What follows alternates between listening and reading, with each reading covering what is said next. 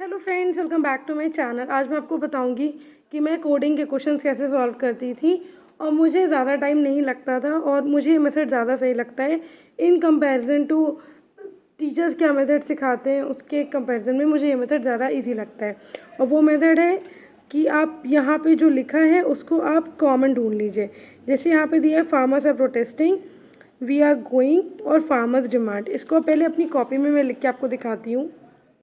ये देख लिए मैंने अपनी कॉपी में इसको लिख लिया। आपको इसको लिखने की ज़रूरत नहीं पड़ती है, आप सिर्फ डायरेक्ट जैसे ये यहाँ पे क्वेश्चन दिया है फार्मर्स आर प्रोटेस्टिंग, आप ऐसे क्वेश्चन देके करते हैं।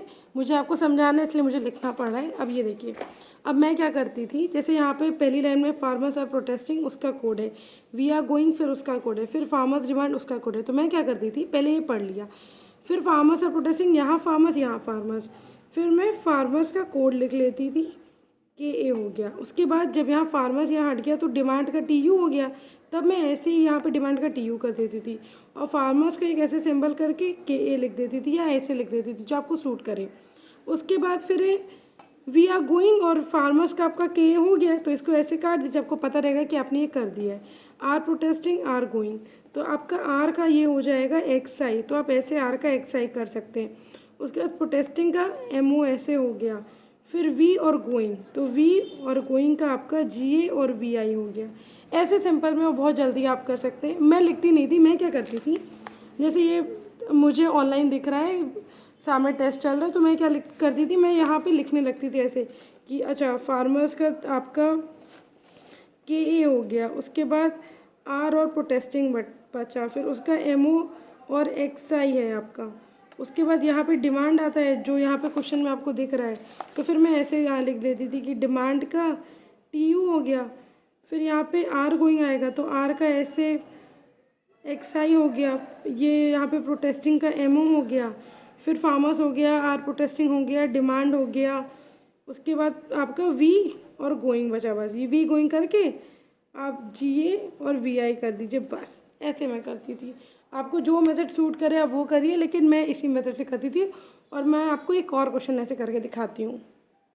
अब जैसे आप ये दूसरा क्वेश्चन दे सकते हैं, इसमें दिए ऑफिशियल डिस्कशन इन मीटिंग उसका कोड है, डिस्कशन अबाउट ग्रोथ उसका कोड है, मीटिंग फॉर फाइनेंशियल ग्रोथ उसका कोड है, फिर ऑफिशियल वर्क फॉर उसका कोड है। तो मैं क्या करती थी, मान लीजिए क्वेश्चन एग्जाम में आया तो मैं क्या करती थी, जल्दी जल्दी सबसे पहले तो मैं ऑफिशियल का कोड लिख लेती थी, क्योंकि वो मुझे दिख रहा है कि ऑफिशियल दो जगह है।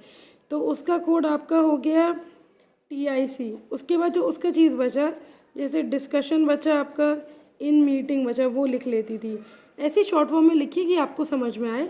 उसका फिर आपका SI है, KA है और MIC है, ये लिख लिया आपने। उसके बाद डिस्कशन अबाउट ग्रोथ है तो डिस्कशन का आपका यहाँ पे SI हो जाएगा। उसके बाद अबाउट और ग्रोथ लिख लीजिए, अबाउट और ग्रोथ को ऐसे शॉर्ट फॉर्म में लिख लीजिए, उसका HN और आपका RA हो जाएगा।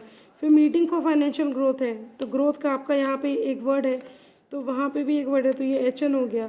अब फिर मीटिंग हो गया, फिर फॉर फाइनेंशियल आपका बचा और आपका मीटिंग बचा। ये तीन टर्म्स आपके जो बचे उसको आप लिख लीजिए यहाँ पे। जैसे जो बचा है आपका LA HN और HN सॉरी हो गया, LA CAL और MIC, ये लिख लीजिए, ये हो गया।